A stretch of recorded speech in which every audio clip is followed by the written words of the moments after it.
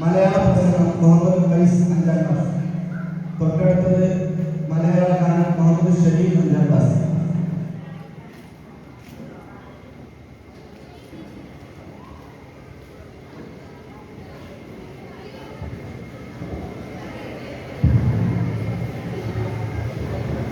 ബഹുമാന്യരായ അധ്യക്ഷനെ സദസ്യരെ അസ്സലാമു അലൈക്കും. ഈ നിറഞ്ഞവേദിയിൽ മനുഷ്യ സംസ്കാരം എന്ന വിഷയത്തെ കുറിച്ച് ചില കാര്യങ്ങൾ ഉണർത്തുകയാണ് എന്റെ ലക്ഷ്യം. ഇതര ജീവികളിൽ നിന്നും ഏറെ വ്യത്യസ്തനാണ് മനുഷ്യൻ.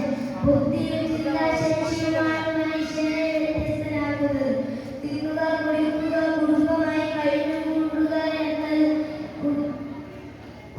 കഴിഞ്ഞുകൂടുക എന്നത് മനുഷ്യതര ജീവികളിലെല്ലാം ഉണ്ട്. പക്ഷെ ചിന്തിച്ചും ആലോചിച്ചും കാര്യങ്ങൾ ചെയ്യാൻ മനുഷ്യന് മാത്രമേ കഴിയൂ. ഇത്തരം കഴിവുകളുള്ള മനുഷ്യന് കേവലം പ്രകൃതിയിൽ ജീവിക്കാൻ പാടില്ലെന്ന് ലോകരക്ഷിതാവിന് നിർബന്ധമുണ്ട്. പ്രിയമുള്ളവരെ, അതുകൊണ്ടാണ് സൃഷ്ടാവ് ചില നിയമവ്യവസ്ഥകൾ നിർവഹിച്ചത്.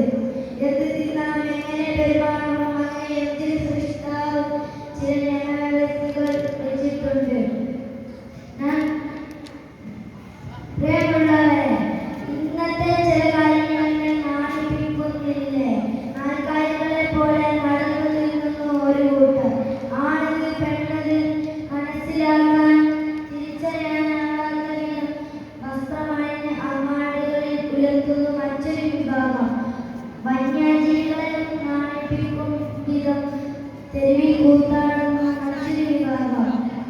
ഇവരൊക്കെ മനുഷ്യരാണെന്ന് പറയേണ്ടി വരുന്നല്ലോ എന്നോർക്കുമ്പോഴാണ് ദുഃഖം. ഞാൻ പറഞ്ഞു വന്നത് മനുഷ്യർ രക്ഷപ്പെട്ട സാംസ്കാരികമായ അപജയത്തെ പറ്റിയാണ്. വിദ്യാഭ്യാസമില്ലായ്മയല്ല ഇതിന്റെയൊക്കെ കാരണം. പകരം മൂല്യവ്യവധാനം അസ്തമിച്ചു പോയത് കൊണ്ട്